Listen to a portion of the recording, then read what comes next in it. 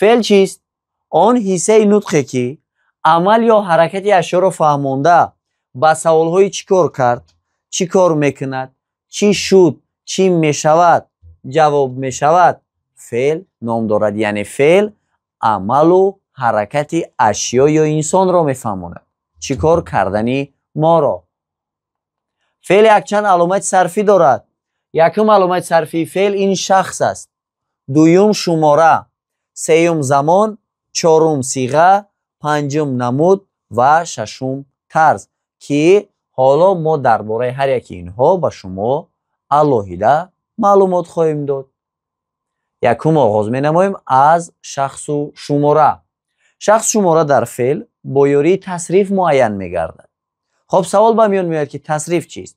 از روی شخص و شماره تغییر یافتن شکل فعل را تصریف مینامند. ما میگیریم یک فعل، مثال میگیریم فعلی رفت. چیکار کرد؟ رفت. فعل را تصریف میکنیم. رفتم. بندک میگذاریم شه. نگفته نماند که تصریف خاصی بندک های فعلی و خبری است. یعنی ما در فعل شخص شماره رو با یاری بندک های فعلی، بندک های فعلی و خبری معین میسازیم.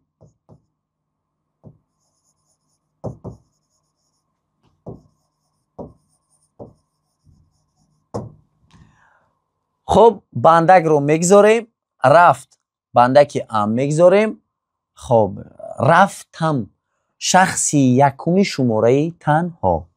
در اینجا جانشینی من طلب میکند.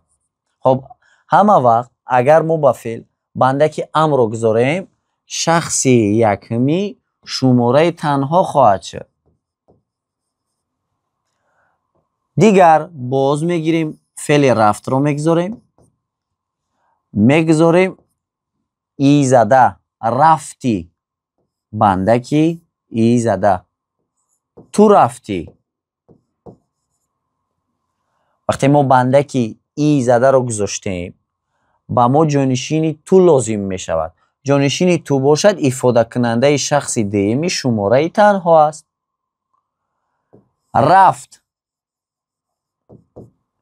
در شخص سیمی تنها فعل بندک نمیگیرد.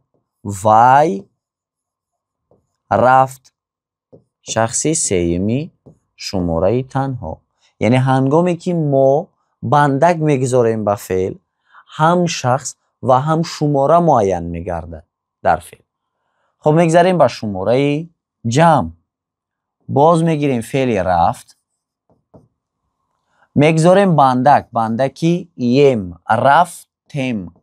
وقتی که ما بندکی یم میگذاریم با ما جانشینی ما طلب کرده میشد که افاده کننده شخصی یکم لیکن شماره چی است؟ شماره جمع. باز میگذاریم فعل رفت. در این حالت میگذاریم ید بندکی ید رفتید شما رفتید شخصی دیمی شماره تنها. باز میگذاریم فعل رفت. در این لحظه باشد ما میگذاریم بندکی اند. خب آن ها گذاشته می شود و شخصی سیمی شماره جمع می شود.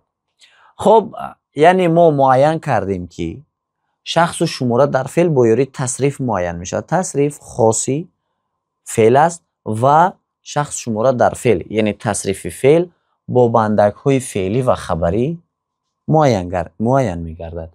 ما یک فعل رو تصریف کردیم. فعل رفتم من رفتم، رفتی تو رفتی، رفت وای رفت، رفتیم ما رفتیم، رفتید شما رفتید، رفتند آنها رفتند. هم شخص معین گردید و هم шумора бо ёрии чӣ? Бо ёрии бандакҳои феълӣ. дарси пурраро метавонед аз телеграм-канали мо дастрас намоед. Ссилкаи он дар описание гузошта шудааст.